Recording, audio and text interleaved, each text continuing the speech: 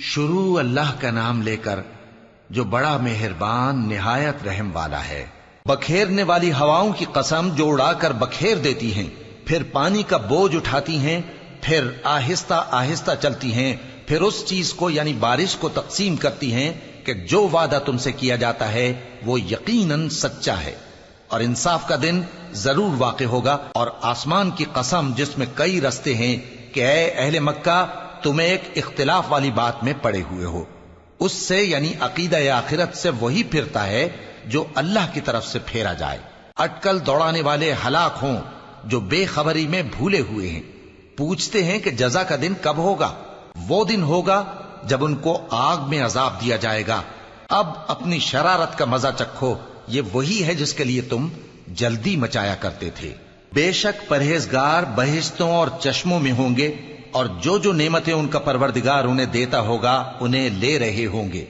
بے شک وہ اس سے پہلے نیکیاں کرتے تھے، رات کے تھوڑے سے حصے میں سوتے تھے اور صبح کے اوقات میں بخشش مانگا کرتے تھے، اور ان کے مال میں مانگنے والوں اور نہ مانگنے والوں دونوں کا حق ہوتا ہے۔ اور یقین کرنے والوں کے لیے زمین میں بہت سی نشانیاں ہیں اور خود تمہاری جانوں میں، تو کیا تم دیکھتے نہیں؟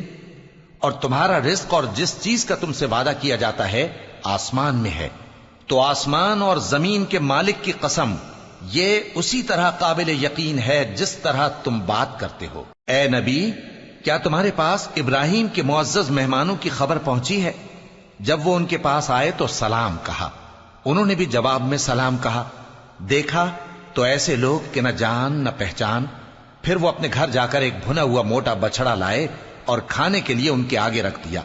کہنے لگے کہ آپ تناول کیوں نہیں فرماتے؟ اور ان سے خوف محسوس کیا۔ انہوں نے کہا کہ خوف نہ کیجے، اور ان کو ایک دانش مند لڑکے کی بشارت سنائی۔ تو ابراہیم کی بیوی چلاتی آئیں اور اپنا منہ پیٹ کر کہنے لگیں کہ ایک تو میں بڑھیا، اوپر سے بانجھ۔ انہوں نے کہا تمہارے پروردگار نے یوں ہی فرمایا ہے، وہ بے شک صاحب حکمت ہے، خبردار ہے۔ ابراہیم نے کہا کہ فرشتوں، اب تمہارا اصل کام کیا ہے؟ انہوں نے کہا کہ ہم گناہگاروں کی طرف بھیجے گئے ہیں تاکہ ان پر گارے کی پتھریاں برسائیں جن پر حد سے بڑھ جانے والوں کے لیے تمہارے پروردگار کے ہاں سے نشان کر دیے گئے ہیں۔ پس وہاں جتنے مومن تھے ان کو ہم نے نکال لیا، پھر اس بستی میں ہم نے ایک گھر کے سوا مسلمانوں کا کوئی گھر نہ پایا، اور جو لوگ عذاب علیم سے ڈرتے ہیں ان کے لیے ہم نے وہاں نشانی چھوڑ دی۔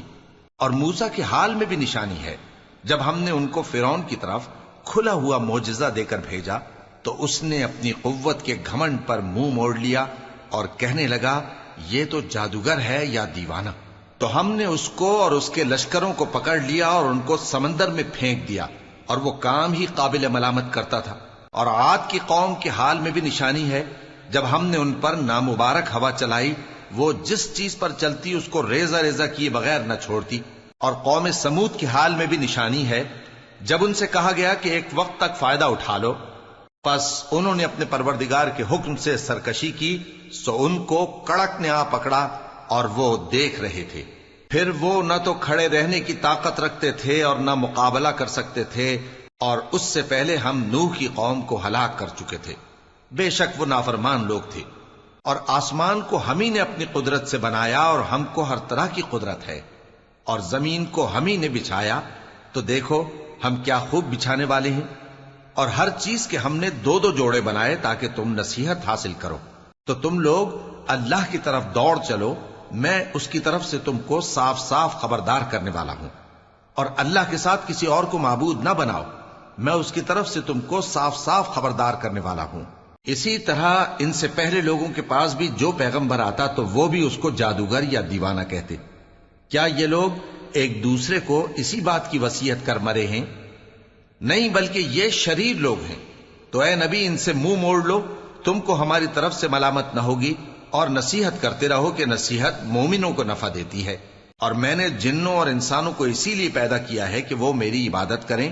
میں ان سے رزق تو نہیں مانگتا، اور نہ یہ چاہتا ہوں کہ وہ مجھے کھانا کھلائیں۔ اللہ ہی تو سب کو رزق دینے والا ہے، زور آور ہے، مضبوط ہے۔ سو کچھ شک نہیں کہ ان ظالموں کے لیے بھی عذاب کی نوبت مقرر ہے، جس طرح ان کے ساتھیوں کی نوبت تھی۔ تو ان کو مجھ سے عذاب جلدی نہیں طلب کرنا چاہیے، پھر جس دن کا ان کافروں سے وعدہ کیا جاتا ہے اس سے ان کے لیے خرابی